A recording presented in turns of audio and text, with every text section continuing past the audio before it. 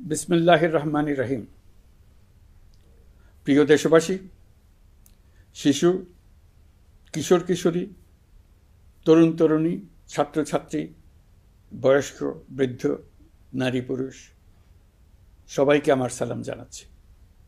আসসালামু আলাইকুম। আজ 5ই অগাস্ট, জুলাই গণ অভ্যুত্থান দিবস। বাংলাদেশের ইতিহাসের এক অবিস্মরণীয় দিন। 1 বছর আগে এই দিনে জুলাই গণ অভ্যুত্থান পূর্ণতা পায়। দীর্ঘদিনের ফ্যাসিবাদী শাসন থেকে মুক্ত হয় প্রিয় স্বদেশ। গত বছরের জুনে আদালতের একটি রায়ে সরকারি চাকরিতে কোটা পুনর্বহাল হলে দেশের তরুণ শিক্ষার্থী সমাজ বিক্ষুব্ধ হয়ে ওঠে।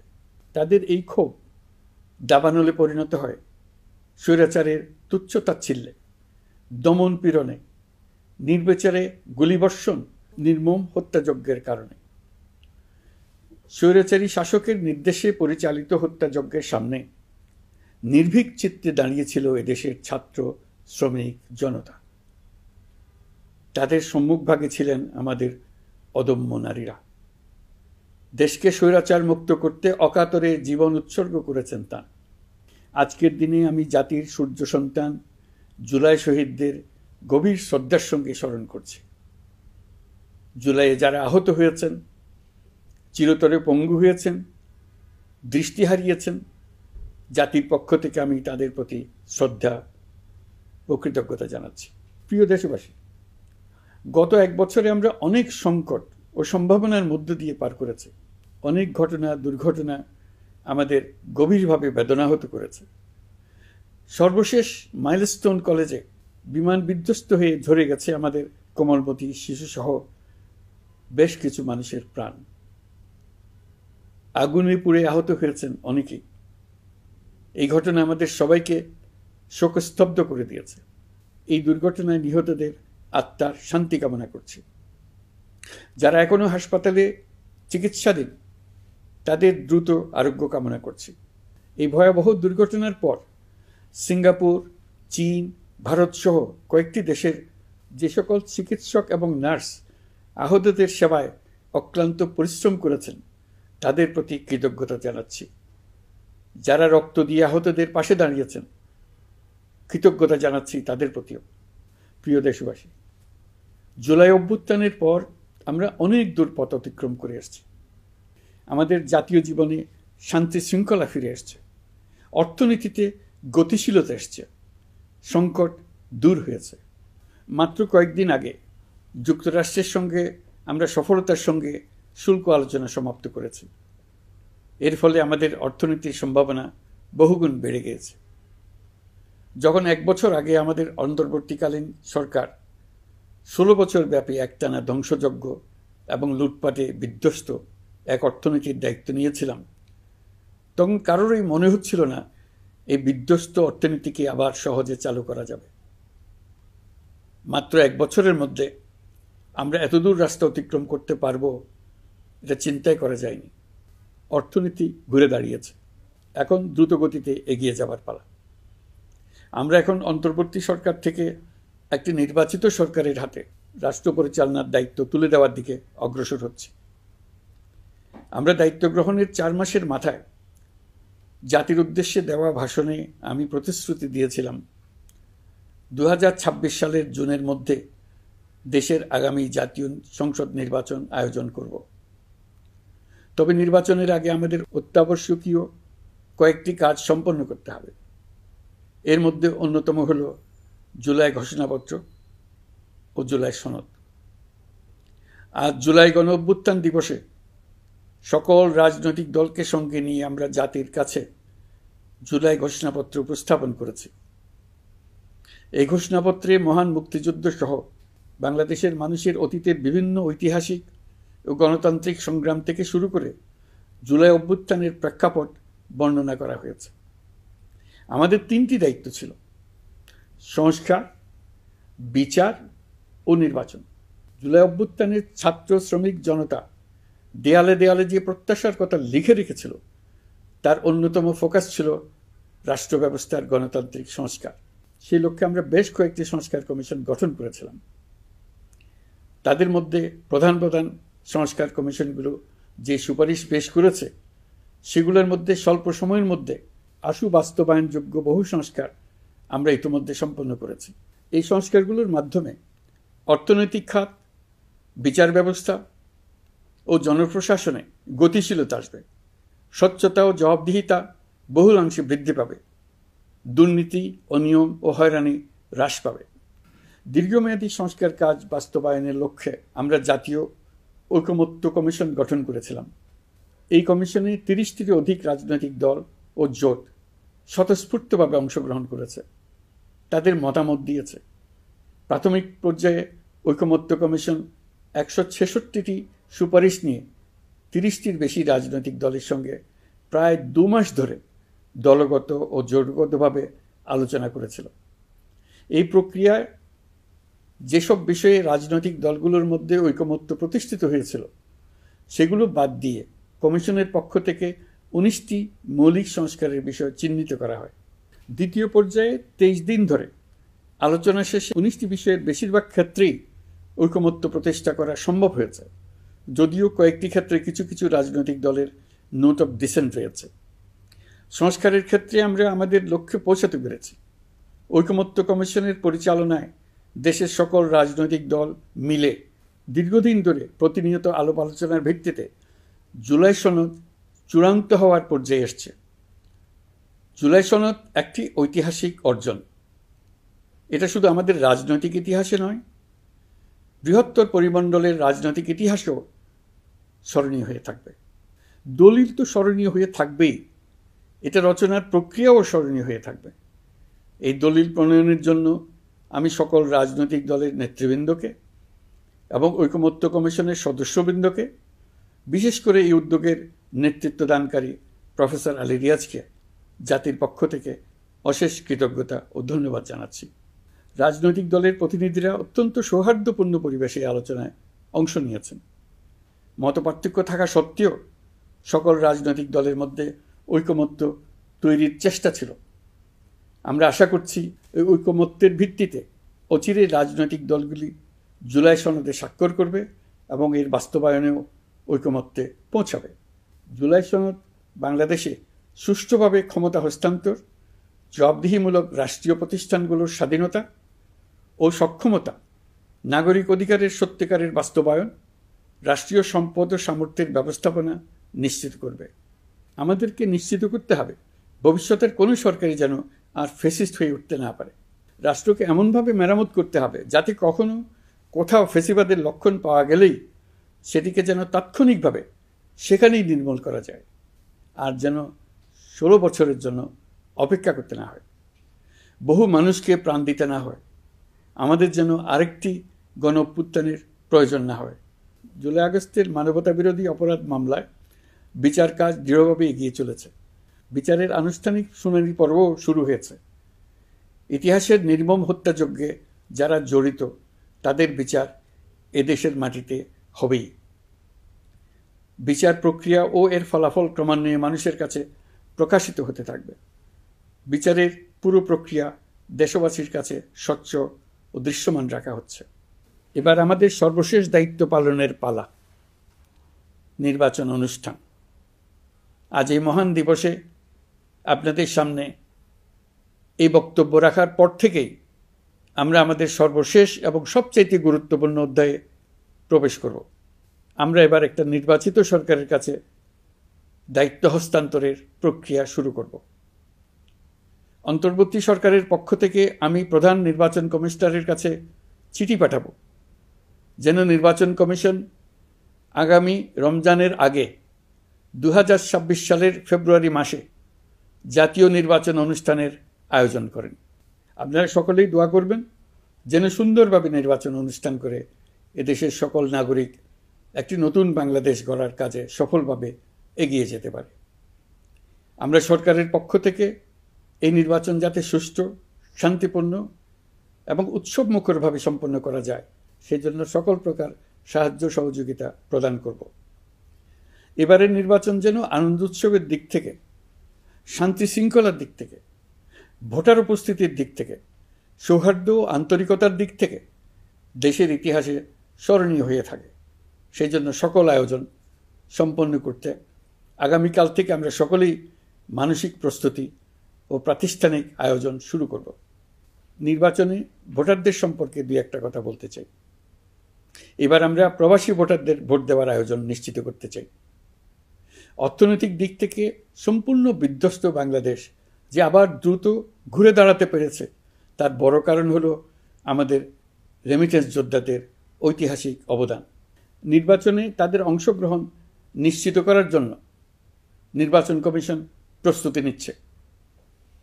নারী ভোটাররা যেন দেশের সর্বত্র নির্দ্বিধায় আনন্দোৎসাহ সহকারে তাদের ভোট দিতে পারে, এটা নিশ্চিত করতে চাই। এবার যেন কেন্দ্রে কেন্দ্রে নারী ভোটারদের ঢল নামে, আমরা সেই লক্ষ্যে সমস্ত ব্যবস্থা গ্রহণ করব। দেশের মানুষের ভোটাধিকার কেড়ে নেবার কারণে গত 15 বছর ধরে নাগরিকবৃন্দ ভোট দিতে পারেনি।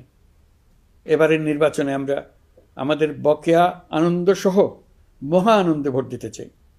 এবারের নির্বাচনে জীবনে প্রথমবার ভোট দিতে যাবে এরকম ভোটাররা নানা উৎসবের মধ্য দিয়ে ভোট কেন্দ্রে যাবে, তাদের এই দিনটি স্মরণীয় করে রাখার জন্য।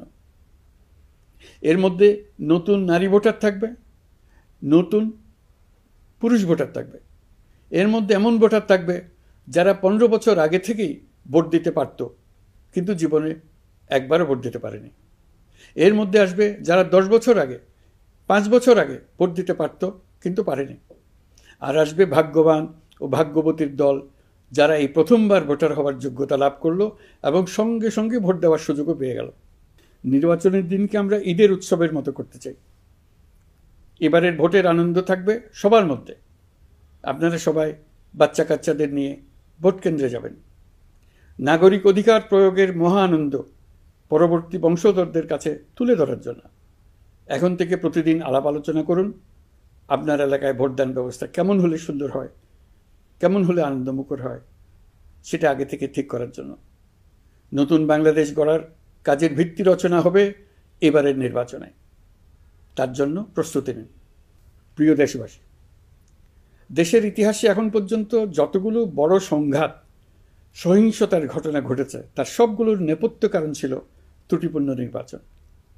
ত্রুটিপূর্ণ নির্বাচনের মধ্য দিয়ে কোনো দল যদি গায়ের জোরে নির্বাচিত হয়ে ক্ষমতায় আসে, তার চূড়ান্ত পরিণতি কী, তার জুলাই অভ্যুত্থান আমাদের দেখিয়ে দিয়েছে। আমরা ইতিহাসের কলঙ্কিত কোনো অধ্যায়ের পুনরাবৃত্তি আর করতে চাই না। আপনারা প্রত্যেকেই অবগত আছেন, একটা গোষ্ঠী নির্বাচনকে বাধাগ্রস্ত করার জন্য উন্মুখ হয়ে আছে। তারা দেশের গণতান্ত্রিক অগ্রযাত্রাকে ব্যাহত করতে দেশের বাইরে বসে ভেতরে থেকে নানা অপচেষ্টায় লিপ্ত রয়েছে। আমাদেরকে অবশ্যই খেয়াল রাখতে হবে তারা যেন নির্বাচনকে সংঘাতময় করে তোলার কোনো রকমের সুযোগ না পায়।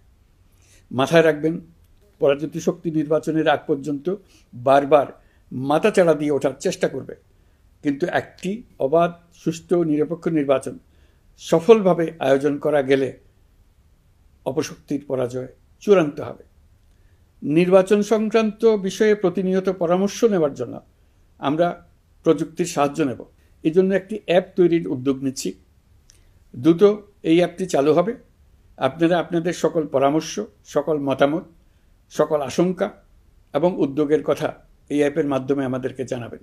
আমরা তা যথাযথ কর্তৃপক্ষকে জানিয়ে দেব, সমস্যা সমাধানের জন্য ব্যবস্থা নেব।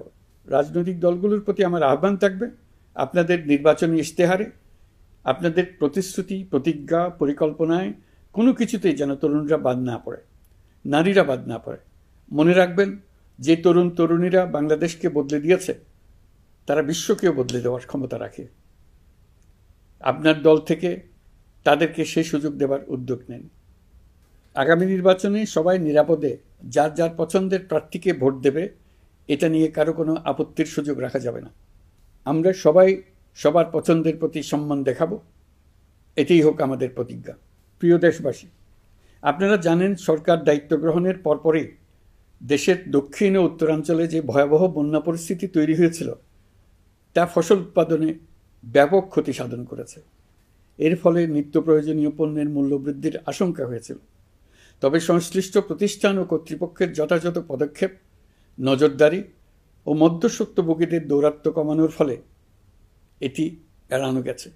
বিশেষ করে এবছরের পবিত্র মাহে রমজান মাস থেকে শুরু করে এখন পর্যন্ত বাজার পরিস্থিতি স্থিতিশীল রয়েছে। মূল্যস্ফীতির নিয়ন্ত্রণ ছিল আমাদের জন্য সবচেয়ে বড় চ্যালেঞ্জ। ভঙ্গুর অর্থনীতি ও বন্যার কারণে খাদ্য মূল্যস্ফীতি হয়েছিল প্রায় 14%। এখন সেটা অর্ধেকে নেমে আসছে। আমরা আশা করছি ডিসেম্বরের মধ্যে এটা 6% নেমে আসবে। এই জুন মাসে দেশের সার্বিক মূল্যস্ফীতি কমে 8.48% হয়েছে, যা বিগত 35 মাসের মধ্যে সর্বনিম্ন। এই নিয়ে 4 মাস ধরে সার্বিক মূল্যস্ফীতি ক্রমান্বয়ে কমেছে। বর্তমান অন্তর্বর্তীকালীন সরকারের প্রতি প্রবাসীদের অসীম আস্থার ফলে মুদ্রাবাজারেও স্থিতিশীলতা ফিরে এসছে। গত অর্থ বছরে ব্যাংকিং চ্যানেলে রেকর্ড $3033 কোটি প্রবাসী আয় দেশে এসছে। রপ্তানি আয়ে প্রায় 9% প্রবৃদ্ধি হয়েছে। এর ফলে টাকা শক্তিশালী হয়েছে। অনেক বছর পর ডলারের বিপরীতে টাকার মান বাড়ছে। গত 11 মাসে বৈদেশিক পাওনাদারদের পাওনা সুদ ও আসল বাবদ $4 বিলিয়ন অর্থাৎ $400 কোটি অর্থ পরিশোধ করা হয়েছে, যা এ যাবৎকালের সর্বোচ্চ। আগের বকেয়া আদায় পরিশোধের পরও বৈদেশিক মুদ্রার রিজার্ভ বাড়ছে। আগামীতে এই ধারা বজায় থাকবে বলে আমরা আশা করি। বিদেশি বিনিয়োগ বৃদ্ধিতে বিভিন্ন উদ্যোগ নেওয়ার ফলে এই বছরের প্রথম 3 মাসে বিদেশি বিনিয়োগ এসছে $10,500 কোটি। গত বছরের একই সময়ের তুলনায় এটা দ্বিগুণেরও বেশি। আর অক্টোবর থেকে হিসাব করলে 6 মাসে ফরেন ডাইরেক্ট ইনভেস্টমেন্ট এসছে $16,500 কোটি, যা গত সরকারের আমলের শেষ 6 মাসের তুলনায় দ্বিগুণ। কর্মসংস্থান সৃষ্টি অন্তর্বর্তীকালীন সরকারের অন্যতম বড় লক্ষ্য। সম্প্রতি হংকং ভিত্তিক শিল্পগোষ্ঠী হান্ডা বাংলাদেশের বস্ত্র ও তৈরি পোশাক খাতে $250 মিলিয়ন বিনিয়োগের প্রতিশ্রুতি নিয়ে এসছে, যা এই খাতে চীনা কোনো কোম্পানির একক সর্বোচ্চ বিনিয়োগ। তাদের এই বিনিয়োগের ফলে 25,000 লোকের কর্মসংস্থান হবে। আমরা দৃঢ়ভাবে বিশ্বাস করি হান্ডার এই বিনিয়োগ আরও চীনা কোম্পানিকে এদেশে বিনিয়োগের জন্য উৎসাহিত করবে। এর মাধ্যমে আমাদের তরুণ তরুণীদের কর্মসংস্থানের পথ খুলবে। গত 16 বছরে দেশ থেকে যে বিপুল পরিমাণ অর্থ পাচার হয়ে গিয়েছে, আমরা সেটা ফিরিয়ে আনার উদ্যোগ নিয়েছি। এই দীর্ঘ আইনি প্রক্রিয়ার জন্য সরকার নামকরা বিদেশি আইনি প্রতিষ্ঠানকে নিয়োগ দিয়েছে। যথাযথ আইনি পদক্ষেপের ফলে বিশ্বের বিভিন্ন দেশে ফেসিবাদী দুর্বৃত্তরা যে অর্থ সম্পদের পাহাড় গড়েছে তার কিছু কিছু ইতিমধ্যে জব্দ হয়েছে। এই কার্যক্রম সঠিকভাবে চালিয়ে যেতে পারলে অল্প সময়ের মধ্যে আরও কিছু ইতিবাচক ফলাফল পাওয়া যাবে বলে আমি বিশ্বাস করি। দেশের ভেঙে পড়া অর্থনীতিকে মজবুত করতে হলে আমাদের চিন্তায় মৌলিক পরিবর্তন আনতে হবে। আমি বরাবরই বলে এসেছি, এদেশের নদী ও বিশাল সমুদ্র আমাদের মূল্যবান সম্পদ। আমরা এই সম্পদকে কাজে লাগিয়ে সমান্তরালভাবে পানিভিত্তিক অর্থনীতি গড়ে তুলতে চাই। আমরা প্রায় ভুলে যাই যে বঙ্গোপসাগরের একটা অংশও আমাদের দেশ। এর পরিমাণ আমাদের মোট জমির পরিমাণের চাইতে বেশি। আমরা প্রায় সবসময় জমিভিত্তিক আমাদের অর্ধেক দেশ নিয়ে মাথা ঘামাই, বাকি পানিভিত্তিক অর্ধেক দেশকে হিসাবেই ধরি না, কারণ আমরা ওই অংশে বসবাস করি না।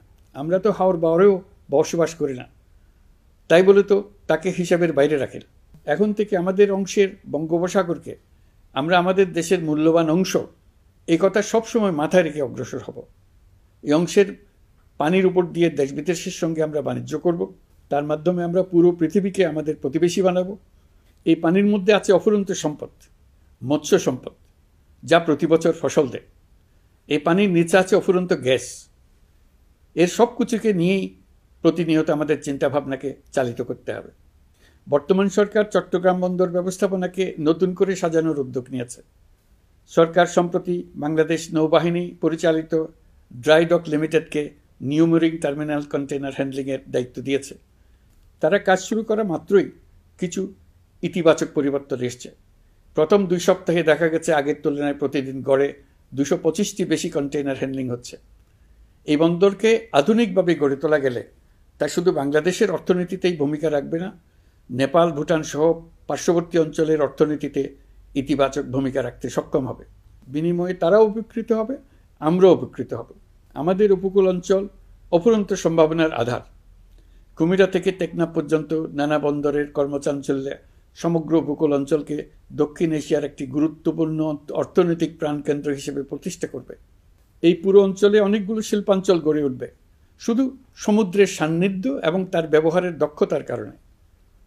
সমুদ্র উপকূলীয় অঞ্চলের সম্পদ ও পরিবেশের টেকসই ব্যবহার নিশ্চিত করতে আমাদের বন্ধু দেশগুলোর সঙ্গে আলোচনা শুরু করেছি। তারা উৎসাহ সহকারে সাড়া দিয়েছেন। গভীর সমুদ্রকে আমরা এখনও আমাদের কল্যাণে কাজে লাগাতে পারিনি। একে কেন্দ্র করে আমরা মাছ পালন, আহরণ ও প্রক্রিয়াজাতকরণের শিল্প গড়ে তুলতে কাজ শুরু করেছি। এতে করে লক্ষ লক্ষ মানুষের কর্মসংস্থান হবে, আমাদের অর্থনীতি নতুন শক্তিতে বলীয়ান হবে। প্রিয় দেশবাসী, প্রবাসী বাংলাদেশিদের জন্য ভিসা সংক্রান্ত জটিলতা দূর করতে আমরা গভীরভাবে কাজ করে যাচ্ছি। বাংলাদেশি নাগরিকদের জন্য আরব আমিরাত পুনরায় ভিসা চালু করেছে। মালয়েশিয়া কর্তৃপক্ষ বাংলাদেশি কর্মীদের জন্য প্রথমবারের মতো মাল্টিপল এন্ট্রি ভিসা চালু করেছে। অন্যান্য দেশের সঙ্গেও ভিসা জটিলতা কীভাবে কমিয়ে আনা যায় এ নিয়ে আমরা কাজ করে যাচ্ছি। আগামী 5 বছরে জাপানে অন্তত 1 লক্ষ বাংলাদেশি তরুণদের পাঠানোর প্রস্তুতি শুরু করেছে। তরুণদের সেখানে পাঠানোর জন্য বিশেষ প্রশিক্ষণ, অন্যান্য ব্যবস্থাও আমরা নিতে শুরু করেছি। এর পাশাপাশি আমরা ইতালি, দক্ষিণ কোরিয়া, সার্বিয়া সহ বিভিন্ন দেশে দক্ষ কর্মীদের পাঠানোর উদ্যোগ নিয়েছি। সৌদি আরব, জর্ডান, ওমান সহ বিভিন্ন দেশে নথিপত্রের কারণে যে প্রবাসীরা ইরেগুলার হয়ে গিয়েছিলেন তাদেরকে রেগুলারাইজ করার জন্য ব্যবস্থা নিয়েছে। আমরা বিভিন্ন দেশের সঙ্গে বিদ্যমান চুক্তিগুলোকে পর্যালোচনা করে দেখছি যাতে আমাদের প্রবাসী ভাই বোনদের জন্য সেগুলো স্বস্তিদায়ক হয়।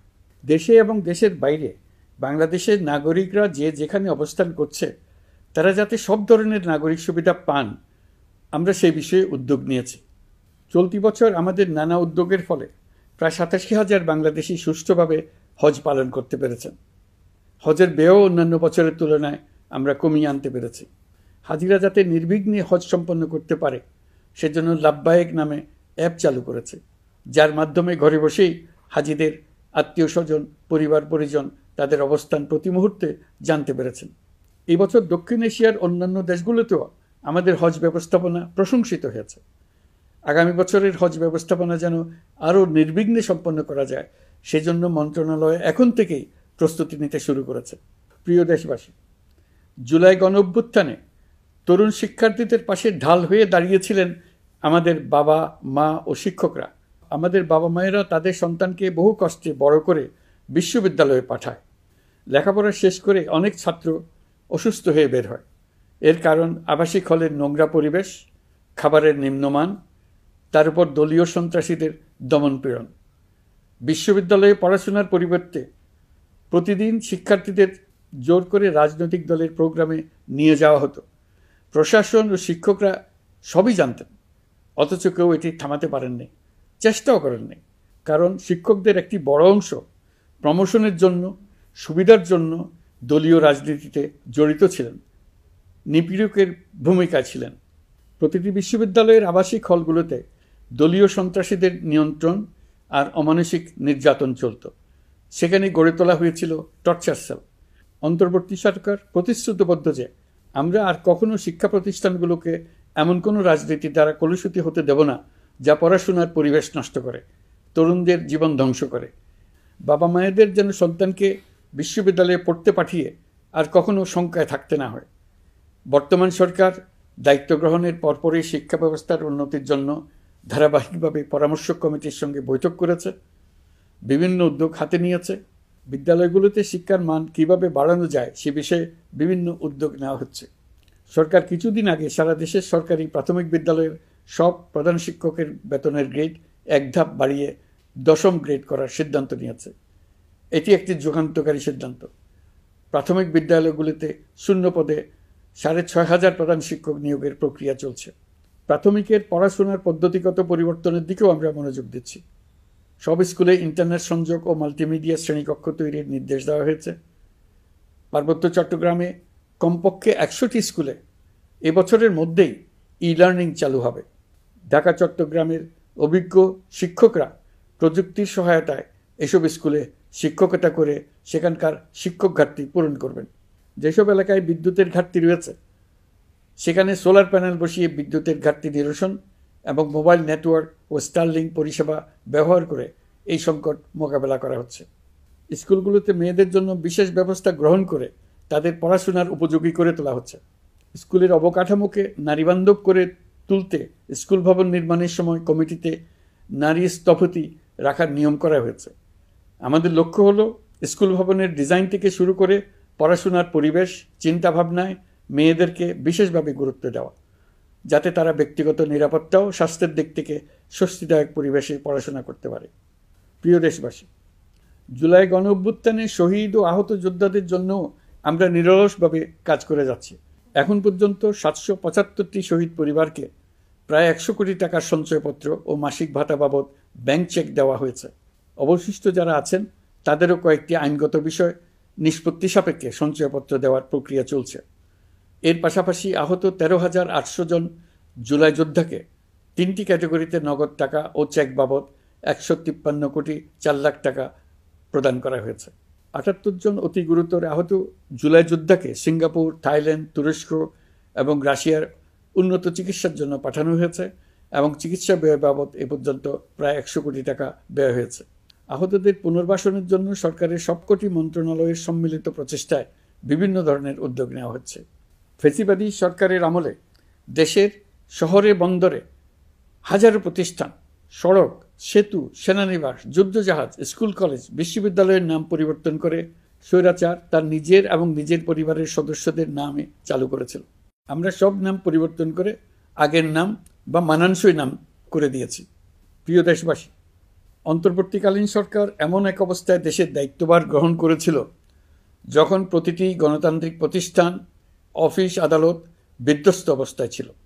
আমাদের প্রথম এবং প্রাথমিক কাজ ছিল এই প্রতিষ্ঠানগুলো সংস্কার এবং পুনর্নির্মাণে হাত দেওয়া, আইনশৃঙ্খলা বাহিনী পুনর্গঠন, অর্থনীতি পুনরুদ্ধার, আইন আদালত, নির্বাচন কমিশন সহ যাবতীয় গণতান্ত্রিক প্রতিষ্ঠানকে সচল করা এবং নাগরিকদের নিকট দায়বদ্ধ করে তোলা। রক্তাক্ত জুলাই ছিল স্বৈরাচারের বিরুদ্ধে তরুণদের পুঞ্জীবিত ক্ষোভের বহিঃপ্রকাশ। 16 বছর ধরে সরকারের স্বৈরাচারী আচরণের বিরোধিতা করে যতগুলো আন্দোলন হয়েছে, প্রতিটিতেই দলীয় সন্ত্রাসীরা অস্ত্র হাতে আন্দোলনকারীদের আক্রমণ করেছে। প্রতিটি আন্দোলনকেই দমন করার জন্য দলীয় সন্ত্রাসীরা সর্বোচ্চ আঘাত করেছে, যেখানে আইনশৃঙ্খলা বাহিনীকেও অংশ নিতে নির্দেশ দেওয়া হয়েছে অথবা দাঁড়িয়ে দর্শকের ভূমিকায় থাকতে বলা হয়েছে। একটি স্বাধীন বিচার বিভাগের জন্য অন্তর্বর্তী সরকার সংস্কার কাজ হাতে নিয়েছে। বিচার বিভাগীয় সংস্কার কমিশনের প্রস্তাবনা অনুযায়ী সুপ্রিম কোর্ট বিচারক নিয়োগ সহ যে সকল কাজ এই সরকার স্বল্প সময়ের মধ্যে করে যেতে পারবে, সে সকল কাজের অধিকাংশ ইতিমধ্যে সম্পন্ন করা হয়ে গেছে। বাকি কাজ চলমান রয়েছে। স্বৈরাচার আমলে দলীয় বাহিনীতে পরিণত হওয়া ভঙ্গুর আইনশৃঙ্খলা বাহিনীকে নতুন করে গড়ে তোলার জন্য আমরা সর্বোচ্চ ব্যবস্থা নিয়েছি। আইনশৃঙ্খলা বাহিনী দ্বারা কোনো মানবাধিকার লঙ্ঘন যাতে না ঘটে, সেই জন্য পুলিশ সদর দপ্তরে একটি সেল কার্যকর করা হয়েছে, যেখানে মানবাধিকার সহ পুলিশ সদস্যদের মাধ্যমে সংগঠিত যে কোনো অপরাধের বিষয়ে অভিযোগ করা যায়। এই সমস্ত সেল অন্যান্য আইন প্রয়োগকারী সংস্থার প্রধান কার্যালয়েও স্থাপন করা হচ্ছে। আসামিদের জিজ্ঞাসাবাদ হবে স্বচ্ছ কাচের ঘরে। হাজতখানায় বন্দীদের মানবিক সেবা নিশ্চিত করা হবে। অভিযান পরিচালনার সময় পুলিশ যেন জিপিএস ট্র্যাকিং সিস্টেম ডিভাইস সহ বডি ক্যামেরা পরিধান করেন তা নিশ্চিত করা হবে। পুলিশ যেন আর কখনোই কোনো আন্দোলন দমনে প্রাণঘাতী অস্ত্র ব্যবহার করতে না পারে, সেই ব্যবস্থা নেওয়া হয়েছে। বেআইনি সমাবেশে বল প্রয়োগের ক্ষেত্রে জাতিসংঘের স্বীকৃত 5টি ধাপ অনুযায়ী পুলিশ সদস্যদের প্রশিক্ষণ দেওয়া হচ্ছে। সব মিলিয়ে স্বরাষ্ট্র মন্ত্রণালয়ের পুলিশ সংস্কার কমিশনের প্রস্তাব অনুযায়ী 16টি সংস্কার কাজ সম্পন্ন হয়েছে। আরও 43টি সংস্কার কাজ সমাপ্ত হওয়ার পথে। দেওয়ানি আইন, নারী ও শিশু নির্যাতন দমন আইন সহ বিভিন্ন আইনগত সংস্কার সম্পন্ন হয়েছে।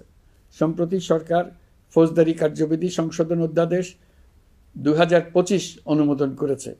এর ফলে এখন থেকে কোনো ব্যক্তিকে আটকের পর 12 ঘন্টার মধ্যে যত দ্রুত সম্ভব পরিবারকে জানাতে হবে। আটককৃত ব্যক্তিকে আইনজীবীর সঙ্গে সাক্ষাতের সুযোগ দিতে হবে। গ্রেপ্তারকৃত ব্যক্তি রিমান্ডের পর অসুস্থ বা আহত হলে তাকে ডাক্তার কর্তৃক পরীক্ষা করতে হবে এবং আঘাতের কারণ নিশ্চিত হতে হবে। তার প্রয়োজনীয় চিকিৎসা দিতে হবে।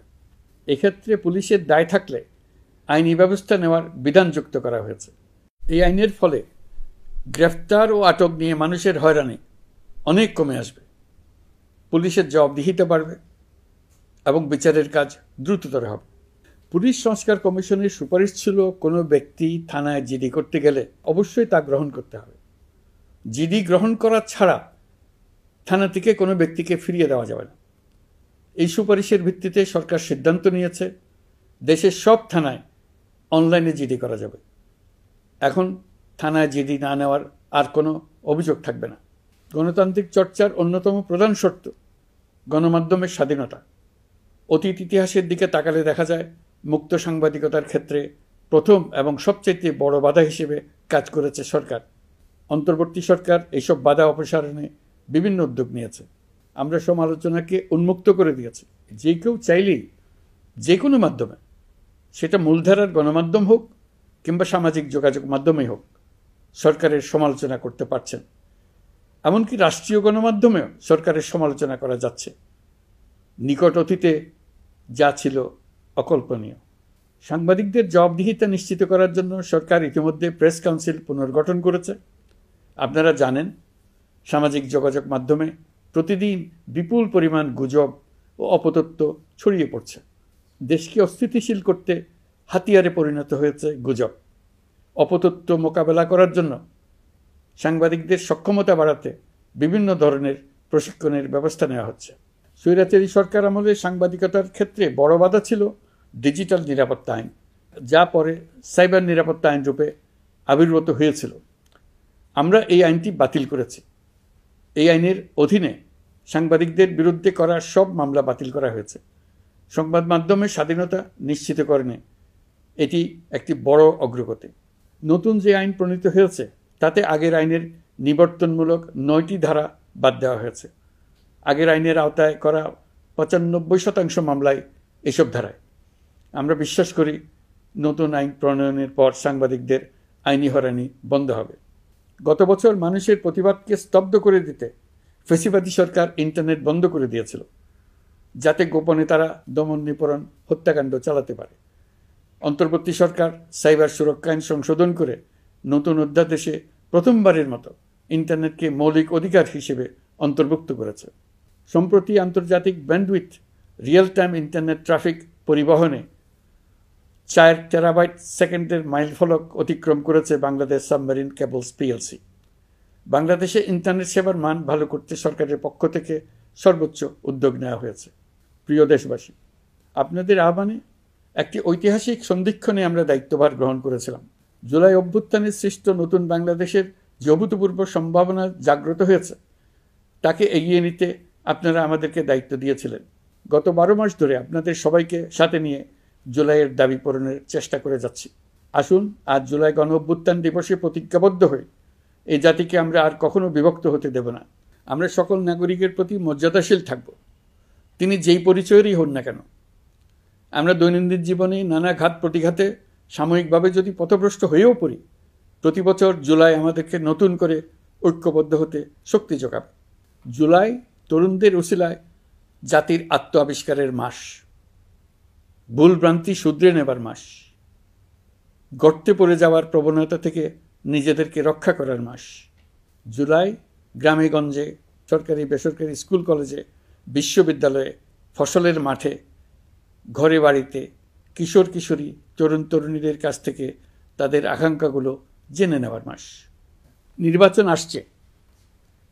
যদি আপনি আপনার নির্বাচনী এলাকা থেকে দূরে বসবাস করেন, তবে এখন থেকে নিয়মিত নির্বাচনী এলাকা পরিদর্শন করুন, যাতে সেরা ব্যক্তিকে নির্বাচিত করতে আপনি প্রস্তুত হতে পারেন।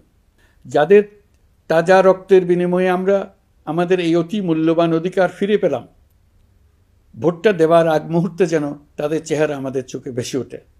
ফেব্রুয়ারি বেশি দূরে নয়। নির্বাচন নিয়ে প্রস্তুতি নিতে নিতেই ভোটের দিন এসে পড়বে। বহু বছর আমরা কেউ ভোট দিতে পারিনি। এবার আমরা সবাই ভোট দেব, কেউ বাদ যাবে না। সবাই যেন বলতে পারি, নতুন বাংলাদেশ গড়ার পথে দেশকে রওনা করার জন্য আমি আমার ভোটটা দিয়েছিলাম। আমার ভোটেই দেশটা সে পথে রওনা হতে পেরেছিল। জুলাই গণ অভ্যুত্থান দিবসে সকল নাগরিকের কাছে আমার আহ্বান, আসুন নতুন বাংলাদেশ গড়ার প্রথম বড় পরীক্ষায় সফলভাবে উত্তীর্ণ হই। মহান আল্লাহ আমাদের সহায় হন। আল্লাহ হাফেজ।